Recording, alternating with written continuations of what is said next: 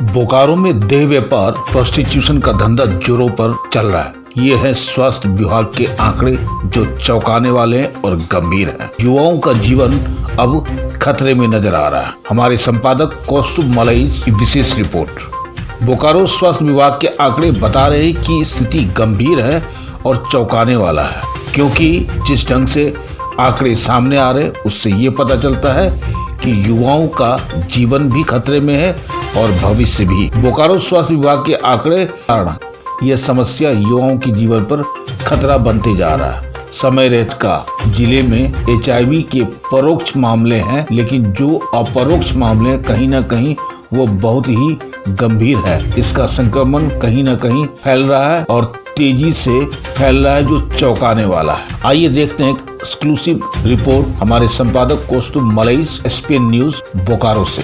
Doctor साहब, HIV के मरीजों की संख्या बढ़ी है, ये कितना गंभीर मानते हैं इस शहर के लिए, बोकारो जिला के लिए? देखिए, गंभीर आप किस मोड पर लेना चाहते हैं, क्योंकि HIV फैलने के बहुत सारे तरीके हैं, जरिया है, और हमारे NGO भी काम उस पर करते हैं। हमारे जितने भी सर्जिकल पेशेंट्स हैं सबको HIV की टेस्ट कराई जाती है। जितने भी TB पेशेंट्स हैं सबको HIV कराई जाती है। हमारे NGO ट्रक ड्राइवर्स को भी देखते हैं। तो बहुत सारे मोडालिटीज़ में हमारे पास HIV का जो टेस्ट होता है, उसमें पिछले साल फाइनेंशियल ईयर में अप्रैल से मार्च तक 86 पेशेंट्स थे। इस साल बढ़कर के जनवरी तक 100 पेशेंट्स हुए हैं। तो बहुत ज़्यादा बढ़ोतरी नहीं मानेंगे, ये 1.68% की बढ़ोतरी है।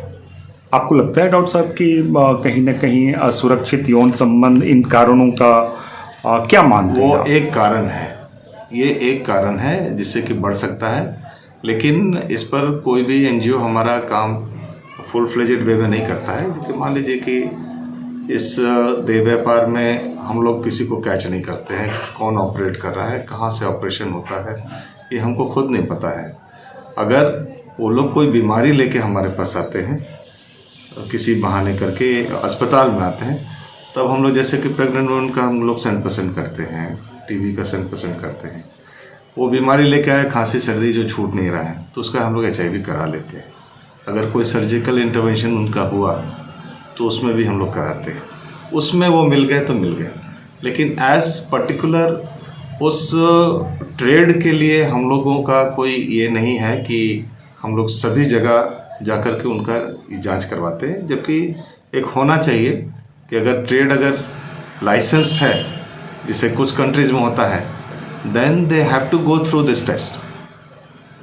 अगर लाइसेंस नहीं है, जो कि यहाँ पर है, कोई भी कुछ कर रहा है, उसका हमको पता ही नहीं है, तो हम कैसे, और वो वॉलंटियर भी नहीं करते हैं कि आके हम टेस्ट करा लें, क्योंकि उनको ये चिंता नहीं होती कि अगले को जाए कि नहीं, बीमारी नहीं जाए। ये बात बिल्कुल डॉक्टर साहब। तो अभी जिले के आंकड़े क्या कह रहे हैं?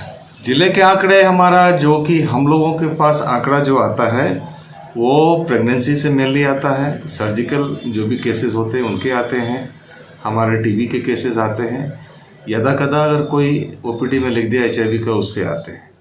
तो उसमें यूजुअली हम लोग करते हैं। फिर ट्रक ड्राइवर्स वगैरह का जो हमारा NGO है, उसको फील अगर होता है कि इसको हो सकती है ये बीमारी, तो वो ले आते हैं हमारे HIV सेंटर में। वहाँ पर उनका हम लोग टेस्ट करवाते हैं। जैसे जेल में भी हम लोग जाते हैं, जेल में भी HIV का हम लोग स्क्रीनिंग कर देते हैं। कभी कभार निकला, कभी नहीं निकला। तो वो आंकड़ा ऐसा है कि 86 से 100 बड़ा है, बहुत ज़्यादा नहीं बोलेंगे कि अलार्मिंग है, ऐसा नहीं है। हाँ, इतना केसेस होते हैं क्योंकि जितने भी चीज़ हमने बताई है उसके भी केसेस बढ़ते हैं। TB के भी केसेस बहुत बढ़ जाते हैं, और प्रेगनेंसी भी बढ़ रहा है, पॉपुलेशन ग्रोथ तो है ही इसका। डॉक्टर साहब, इन शहरों में देखा जा रहा है अमूमन कि मार्च, अप्रैल या अप्रैल कह लीजिए, जब छुट्टियां होती हैं, युवाओं और युवतियों के केसेस बढ़ते हैं अप्रैल, मई, जून के आसपास। और एक आंकड़े भी दिखा रहे हैं कि 800 से प्लस पॉजिटिव हैं HIV के केसेस। तो कैसे देखते हैं आप इन सभी? देखिए, 800 से पॉजिटिव अगर आप लेते हैं, ये ओवर सेवरल ईयर्स है। पहले बोकारो में सेंटर नहीं था, 2020 के बाद हम लोग फंक्शनल हुए हैं। इसके पहले धनबाद से ही ट्रीटमेंट उनको मिलता था।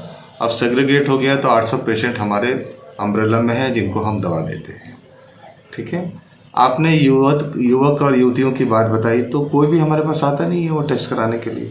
कितने लोग इस बिजनेस में इन्वॉल्व हैं ये भी हमको नहीं पता है, तो वैसे को बताना बड़ा मुश्किल है हमारे लिए। हाँ, हमारे यहाँ जो हेल्थ डिपार्टमेंट में जिसको हम लोग स्क्रीनिंग कर पाते हैं, हम लोग मैक्सिमम कोशिश करते हैं स्क्रीनिंग करने के लिए, और हमको ये भी निर्देश आता है कि हर आदमी का स्टेटस जानना चाहिए, HIV स्टेटस का।